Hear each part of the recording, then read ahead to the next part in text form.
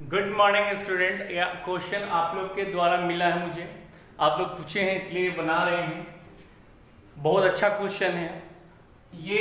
अगर कोई दो चार्ज बॉल है और ये सेम लेंथ के स्ट्रिंग से लटका हुआ है, अगर ये बॉल का डेंसिटी दिया हुआ है रो बी और इस पे चार्ज है क्यू, ये एंगल कितना बना रहा है थीटा, और ये कहां पर है एयर में। अब क्या कह रहा है कि अगर इसी सिस्टम को किसी लिक्विड में ले जाकर डुबो दे रहे हैं तो एंगल चेंज नहीं कर रहा है। तो ये बोल रहा है कि इस जो मीडियम लिक्विड में डुबोए हैं उसका रिलेटिव परमिटिविटी मतलब एप्सिलॉन आर, इसको जनरली के से भी लिखा जाता है, लेकिन के नहीं लिखते हैं क्योंकि के का वैल्यू हम लोग लिख रहे हैं अभी 1/4 पे एप्सिलॉन नॉट। तो हम लोग अभी यहाँ पे एप्सिलॉन आर लिखेंगे। ये बोल रहे हैं क्या चीज, रिलेटिव परमिटिविटी। तो बोल रहा है एप्सिलॉन आर का वैल्यू कितना होगा वही निकालिए, वो फाइंड करना है हम लोगों को। तो ये कैसे निकालेंगे, हम लोग ये देखिए, यहां पर ये वाला जो ब्लॉक है इस पे इलेक्ट्रोस्टैटिक फोर्स लगेगा इधर की ओर, इलेक्ट्रोस्टैटिक फोर्स इधर की ओर लग रहा है, इलेक्ट्रोस्टैटिक फोर्स लगा और ऊपर की ओर टेंशन लगा और नीचे की ओर क्या लगा, mg। तो mg के बदले में क्या लिख दीजिएगा, volume of block, density of block, क्योंकि डेंसिटी बराबर जानते हैं मास बाई वॉल्यूम, तो मास बराबर क्या हो जाएगा, डेंसिटी इनटू वॉल्यूम, इतने के बराबर हो जाएगा ये। तो ये इतने के बराबर होगा। अब बोलिए तो इसका ऊपर की ओर जो कंपोनेंट होगा ये कितने के बराबर होगा, t cos थीटा के, क्योंकि ये एंगल थीटा होगा, अल्टरनेट एंगल। तो इधर की ओर कितना हो जाएगा, t sin थीटा। तो बोले t sin theta is equals to कितना होगा, Fe, और t cos थीटा इज इक्वल्स टू कितना होगा, इंटू g। ये हो जाएगा volume of block, density of block into g. अब दोनों को डिवाइड कर देते हैं तो tan थीटा हो जाएगा, दोनों को डिवाइड कर दिए तो ये हो जाएगा tan थीटा। ये tan थीटा बराबर होगा Fe, ये कितने के बराबर लिखेंगे, Fe, ये Fe लिखेंगे हम लोग क्या, Q by 4 pi epsilon not into r square, electrostatic force.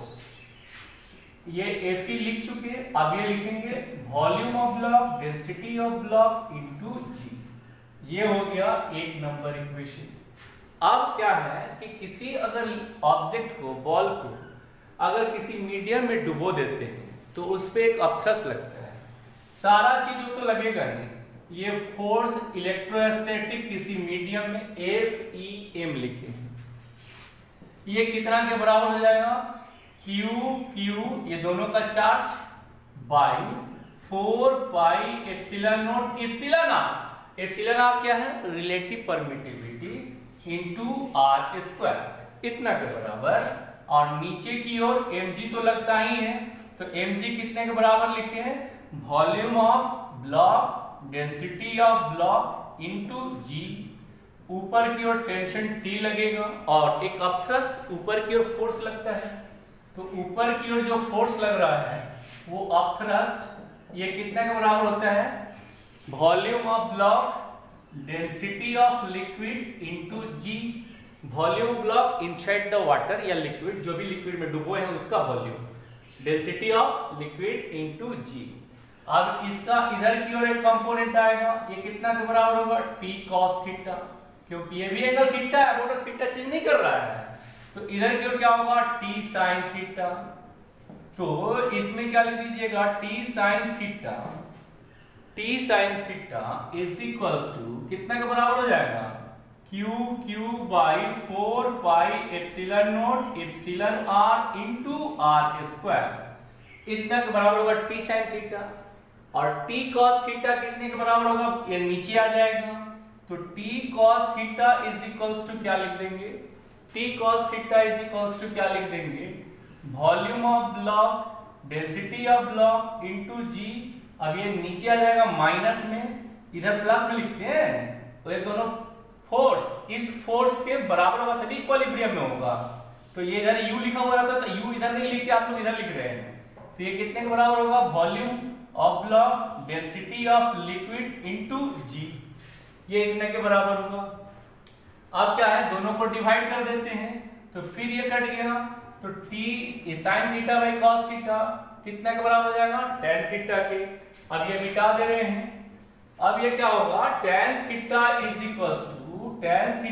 Equals to ये कितने के बराबर होगा, q by 4 pi epsilon not epsilon r into r square by ये वाला, ये लिखना है हम लोगों को, तो ये मिटा दे रहे हैं।